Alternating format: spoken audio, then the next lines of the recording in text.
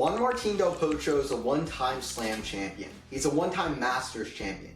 Yet many consider his legacy much more than that. Many consider Juan Martin Del Potro's career a bit of a tragic one because of how constantly riddled down by injury he was, yet he proved himself to be such an amazing player. But not only was he able to make some amazing achievements, statistics for himself in the sport in his relatively short time, he also became an absolute fan favorite. He was always playing to the crowd, always fighting, he wore his heart on his sleeve. One of the great statistics for him I can mention is he had a 71.6% win percentage throughout his career of over 600 tour level matches. This is absolutely top notch, crazy. It's nearing a top 20 win percentage for the Open era. He also won 22 titles throughout his career and made 35 finals. This includes 9 ATP 500s. This equals him with Andy Murray, 18 titles on hard courts, 4 on clay. And tragically no titles on grass courts, where he had epics against all of the big three. He was crazy on all 3 surfaces, and the finals he did lose to were all to top tier players. One was to Nikolai Davydenko in his ATP finals run, another was to Thomas Berdych, another to Joe-Wilfried Tsonga, and all the other 6 were to the big 4 up until 2018. Then in 2018 he would go on and reach 6 more finals in a crazy resurgent season. That would end up being his last full season, but we'll get to that later. How did Juan Martin start off his career? Well, in July through August 2008, he won 4 titles in a row, compiling a 23-match win streak, which got everyone's eyes on Del Potro. He was almost always losing to Big 4 in the big events, especially the majors. He would lose to Murray at the US Open that year, then he lost to Federer in the semis and quarters of Australian Open Roland Garros early in 2009. Roland Garros, he led against Federer 2-1.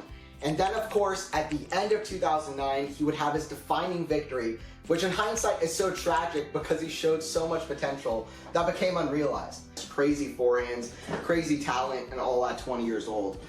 Del Potro would beat former finalist Ferrero in the round of 16, followed by future champion Cilic in the quarterfinals. And then he would have 2 of the most impressive back-to-back victories against Federer and Nadal, giving Nadal just 6 games, beating him 6-2, 6-2, 6-2. 1 year before Nadal would win this event, beating Djokovic in the final. And then he beat Federer down 2-1.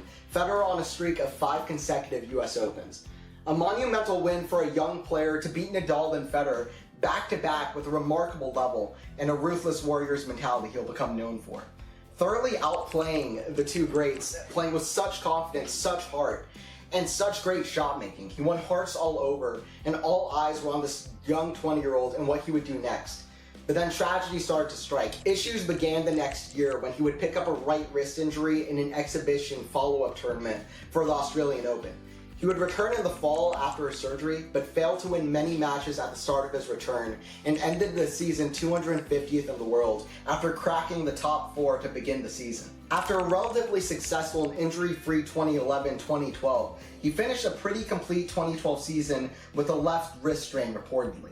This would become a problem for Juan Martin later, retiring in a 2014 Dubai match versus Samdep Devarman and leaving the court in tears. He barely played through the 2014-2015 seasons as he would get 3 surgeries on his left wrist.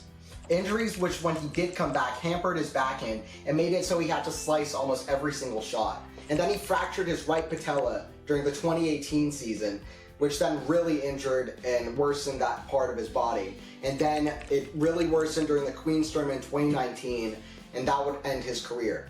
He would get 4 right knee surgeries and would constantly be trying to come back, even as recently as this year's US Open, but it was just never really working out with him. And then he was a player that moved so well with momentum, but he was just never able to get that momentum in his career due to injury. On an eye test when he was playing, he was a very skillful, big dynamic player with a huge game, but the statistics speak for themselves as well.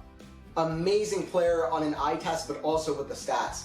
When he was able to win the first set and grab a lead, he almost always won the match. He has the 8th highest win percentage after grabbing the first set in a match, 92.29%. He only lost 31 matches throughout his entire career after winning the first set, and 12 of those matches came against the big 3.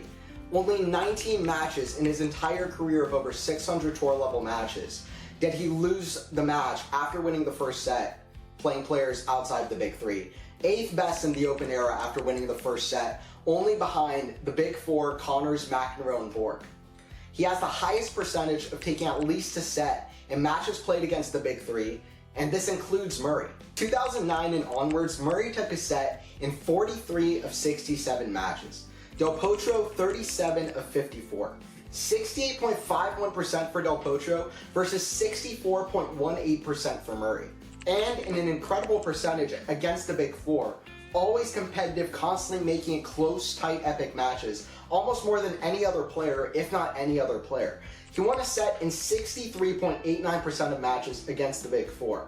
2009 and onwards, when Del Potro really became the player he became, you could argue 70.97%, around 71% of matches that he played against the big four, he would take at least a set. If you compare it to some other top players from this era, Ferrer is only 43.33%, and Wawrinka is only 47.92%, not even close. Juan Martin won 2 Olympic gold medals in his career, beating Djokovic in the bronze medal match in 2012, and then getting the silver medal in 2016. He beat Djokovic and Nadal both in that tournament before losing to Murray.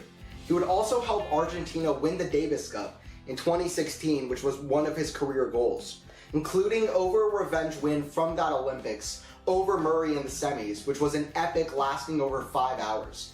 Del Potro reached 4 Masters finals throughout his career, each one versus different members of the Big Four. He beat Djokovic in semifinals of Indian Wells before losing to Nadal in the final, the exact reverse happening in the Shanghai finals, losing to Djokovic.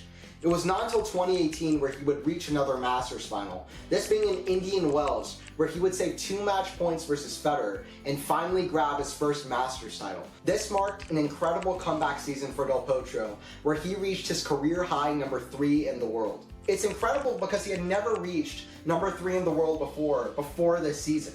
Some people believe that this career high ranking of number 3 should have been even higher.